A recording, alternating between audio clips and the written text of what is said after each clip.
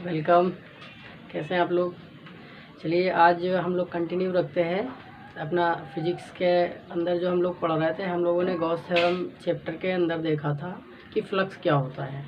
हम लोगों ने सॉलिड एंगल पढ़ा, प्लेन एंगल पढ़ा, फ्लक्स के बारे में जाना, फिर इलेक्ट्रिक फ्लक्स के बारे में हम लोगों ने लास्ट क्लास में पढ़ लिया था और कुछ उस पर न्यूमेरिकल लगाए थे। आज जो मेन टॉपिक था इस चैप्टर का, जो नाम था गॉस थ्योरम, आज हम उसकी ही चर्चा करने जा रहे हैं कि गॉस थ्योरम क्या होता है। गॉस थ्योरम, गॉस जी ने ये बताया कि अगर जो है आप एक कोई सरफेस, इंक्लोज्ड सरफेस मान लीजिए, मानना है तो हाइपोथेटिकल सरफेस, उसको इन्होंने नाम दिया था गॉसियन सरफेस। कहा कि अगर एक चार्ज जो है जहाँ पे रखा हुआ है और उसको एक सरफेस से घेर दिया जाए, हाइपोथेटिकल सरफेस के अंदर उसको घेरा हुआ मान लीजिए आप, तो उस सरफेस के द्वारा जितना चार्ज घेरा जाएगा उससे निकलने वाला जो फ्लक्स होगा या उस सरफेस पे कितना फ्लक्स होगा उसकी कैलकुलेशन हम गॉस थ्योरम की हेल्प से कर सकते हैं।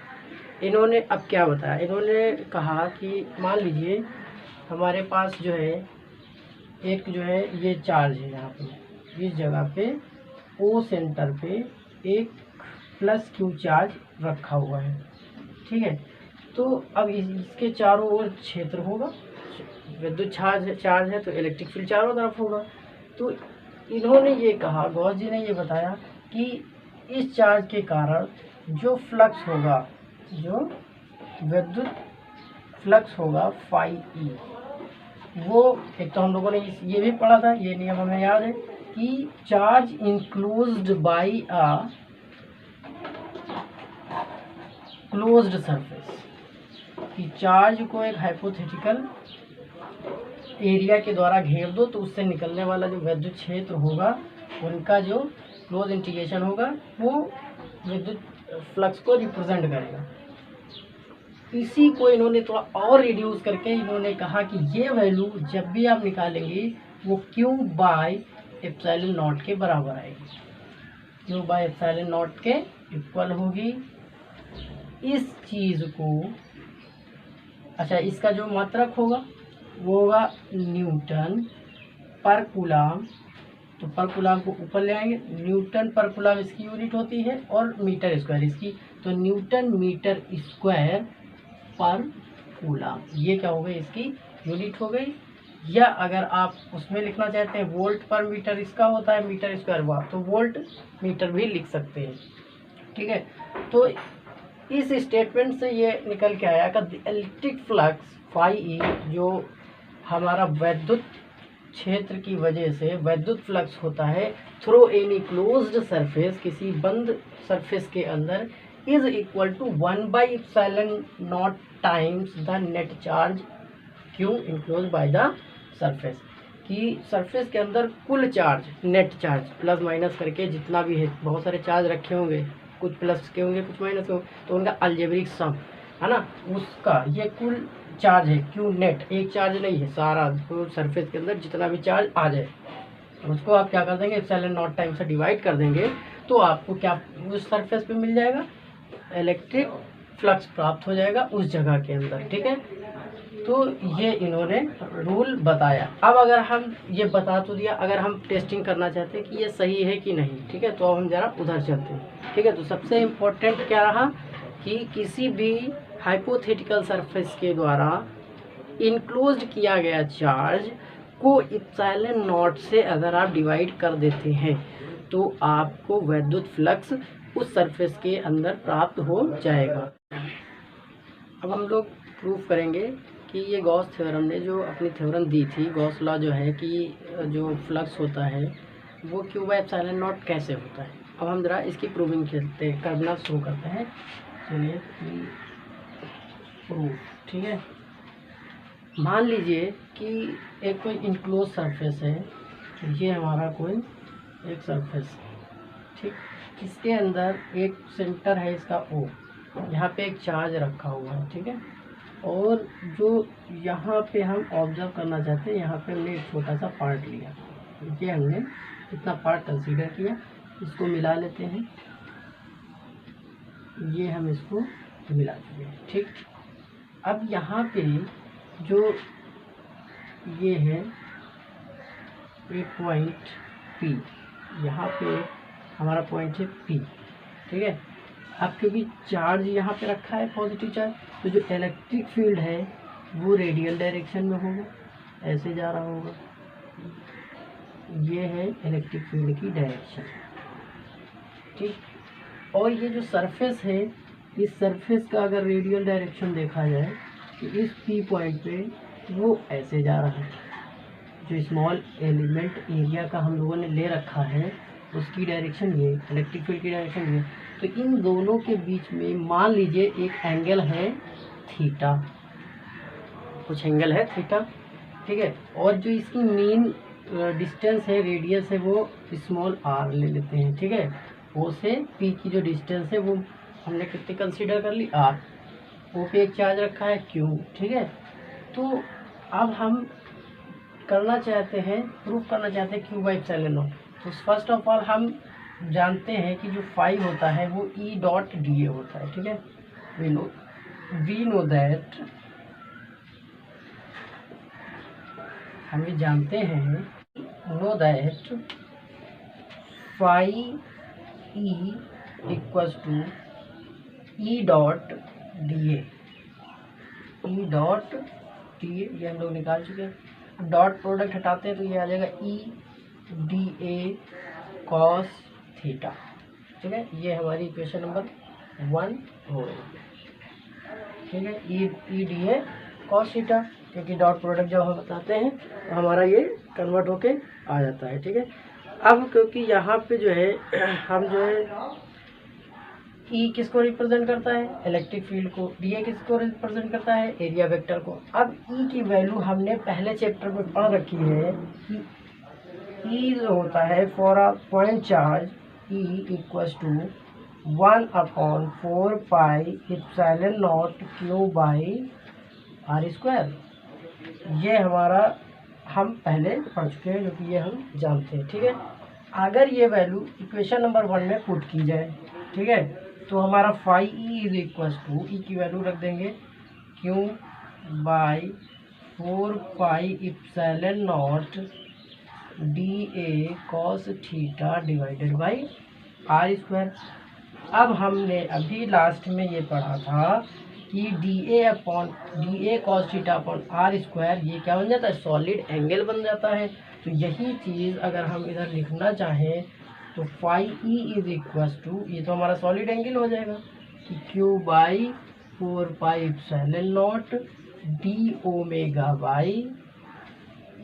अच्छा, अब ये तो फॉर्मूला है, यहाँ पे हम बहुत छोटा एरिया लिए हैं तो ये फ्लक्स भी क्या होगा, छोटा ही होगा। तो ये डी फाई लिखेंगे, छोटे फ्लक्स के लिए डी फाई यूज़ करेंगे अपॉन ये पूरा चीज़ जो है क्या हो जाएगा, डी ओमेगा बन जाएगा हमारा। ठीक है, अब क्योंकि हम छोटे से पार्ट में जो डी ओमेगा के बराबर है वहाँ पे इतना फ्लक्स है, अगर पूरे सरफेस में काउंट करना चाहते हैं तो हमें इंटीग्रेट करना पड़ जाएगा।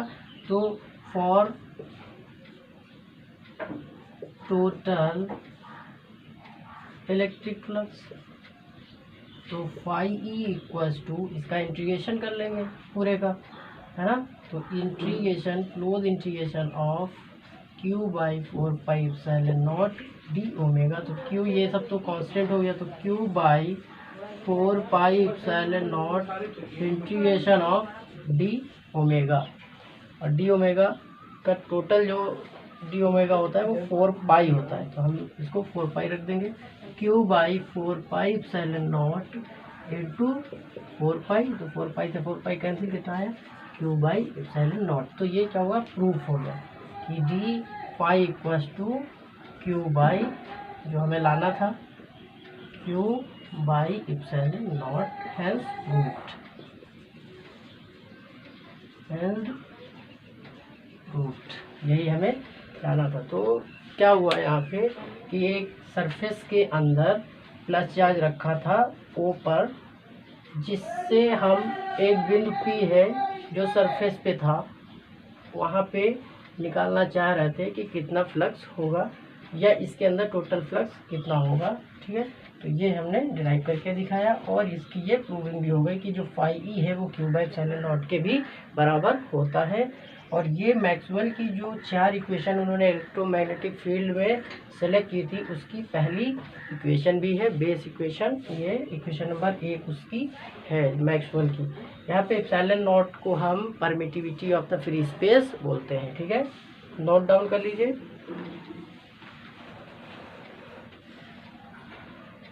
अब हम लोग देखेंगे कि जो गॉस का थ्योरम है या गॉस लॉ है उसका एप्लीकेशन करके कैसे हम और बहुत सारी प्रॉब्लम्स को सॉल्व करते हैं। जैसे हमने इंट्रोडक्शन में बताया था कि इसकी मदद से, गॉस की प्रमेय की मदद से हम लोग बल को भी निकाल सकते हैं, इलेक्ट्रिक फील्ड भी निकाल सकते हैं। और कहीं पे, क्योंकि जो कूलॉम्स लॉ है उसकी लिमिटेशन ये है कि वो सिर्फ पॉइंट चार्जेस के लिए एप्लीकेबल है। अगर पॉइंट चार्ज है तो एप्लीकेबल है, लेकिन अगर कंटिन्यूअस चार्ज कहीं पे आ जाए, एक लाइन पे चार्ज है, एक पूरी शीट पे चार्ज है, एक बल्ब के अंदर पूरा चार्ज ही भरा हुआ है, continue distribution of the charge है, तो आप कूलॉम्स लॉ नहीं लगा पाएंगे। क्यों? Q1 Q2 upon R square था वहाँ, तो Q1 इंटू Q2 था।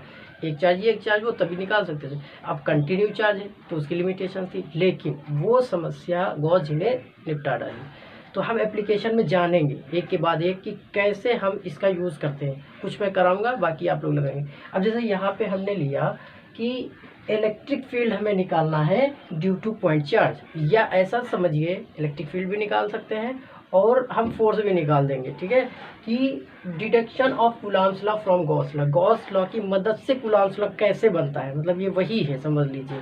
तो ये अब हम करने जा रहे हैं, चलिए करते हैं। अब यहाँ पे अगर हम मान लें कि हमारे पास एक जो है गोला है, स्फीयर है ना, ये एक हमारे पास स्फीयर है। ठीक, स्फीयर वो होता है जो पूरा सॉलिड भरा हो, है ना, अंदर तक ऐसे कुछ हो। ठीक, इसका जो है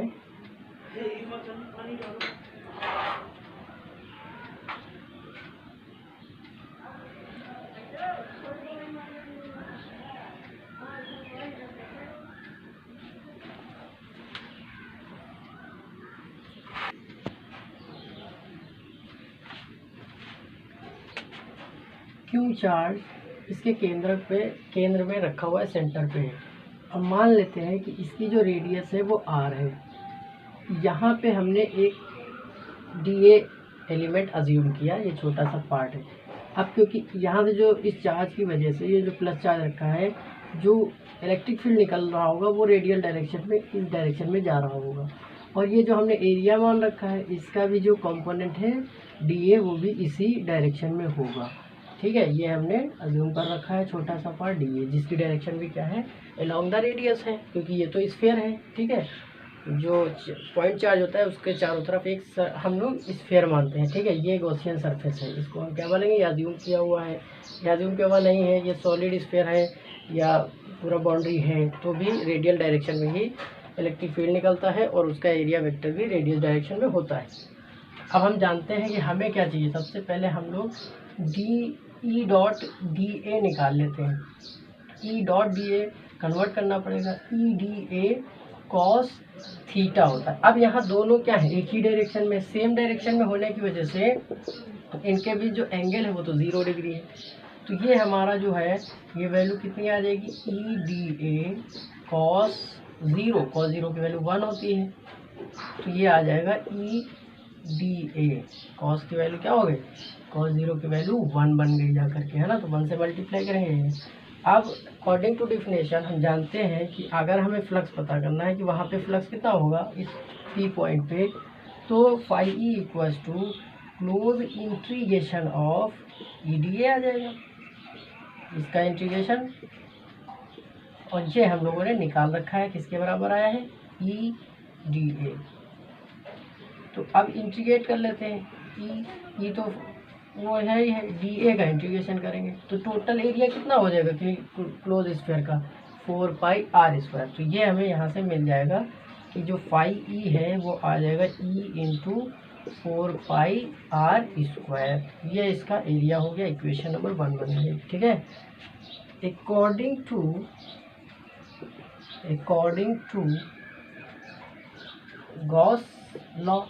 गॉस लॉ के हिसाब से क्या होना चाहिए, उनके हिसाब से फाई ई जो होना चाहिए वो Q बाई एप्सिलॉन नॉट होना चाहिए। तो जब ये भी फाई ई है ये भी फाई ई है तो दोनों क्या होंगे, बराबर हो जाएंगे। तो इक्वेट करता हूँ तो हम कह सकते हैं कि E into 4 pi R square is equal to Q by epsilon naught. हमें ई पता करना था तो ई इक्वल टू ये सब उधर चला जाएगा, है ना। तो 1/4 pi epsilon naught Q by are square. तो देखिए हमारा इलेक्ट्रिक फील्ड आ गया कि नहीं आ गया। यही तो हम लोग पॉइंट चार्ज के लिए इलेक्ट्रिक फील्ड पढ़ते हैं, लास्ट क्लास में हम लोगों ने पढ़ा था। अब फोर्स की बात है। फोर्स हम जानते हैं कि जो एफ होता है वो क्यू नॉट इंटू ई। भाई एक टेस्ट चार्ज हम ले गए, क्यू नॉट टेस्ट चार्ज होता है, कहीं पे फोर्स हमें पता करना है कितना होगा। तो वहाँ पे इलेक्ट्रिक फील्ड और जो चार्ज ले गए उस पर जो इलेक्ट्रिक फील्ड के कारण उस चार्ज पे जो फोर्स लगता है वही वहाँ का फोर्स कहलाता है, ठीक है। तो अब मान लीजिए हम क्यू नॉट चार्ज यहाँ पे रख करके चेक करना चाहते हैं फोर्स कितना लग रहा है ना। तो एफ इज इक्वल टू क्या हो जाएगा, ई की वैल्यू निकाल चुके हैं 1/4 pi epsilon naught Q naught upon are square. तो ये क्या बन गया यहाँ से कूलाम्स लॉ। देखो यही तो कूलाम्स लॉ होता है, 1/4 pi epsilon naught Q upon are square. Unit इसकी क्या होती है न्यूटन, इसकी यूनिट क्या होती है न्यूटन पर कूलाम हो जाती है, ठीक है। तो ये हमारे जो है फर्स्ट एप्लीकेशन में आता है कि एक पॉइंट चार्ज जो है उसकी पॉइंट चार्ज की वजह से जो हमारा इलेक्ट्रिक फील्ड है किसी पॉइंट पे वो कितना होगा, ये निकाल लिया। प्रूफ भी दे दिया कि ये जो है इसकी मदद से हम कूलाम्स लॉ को भी डिराइव कर सकते हैं, ये कूलाम्स लॉ का भी एक रूप है, ठीक है। तो बहुत अच्छा है, कभी कभी इस नाम से ये आ ही जाता है, define the deduction of coulombs law from Gauss theorem या गॉस लॉ। गॉस लॉ की मदद से आप कूलाम्स लॉ को डिराइव करिए, तो ये डेरिवेशन आपको उस वक्त लगाना है, ठीक है। It is very important application of Gauss law, ठीक है। तो सभी लोग जो है लगाएं और इस पे बेस न्यूमेरिकल भी लगाएं, क्योंकि ये क्वेश्चन बहुत इजी होता है अचीव करने में। आप अगर आपके एग्ज़ाम में आता है तो आप बहुत इजीली इसको अचीव कर सकते हैं। और ज़्यादा से ज़्यादा जो है वीडियो को शेयर करिए और लोगों से सब्सक्राइब करने कहिए और लोगों को चैनल के बारे में प्रमोट करिए। Thank you.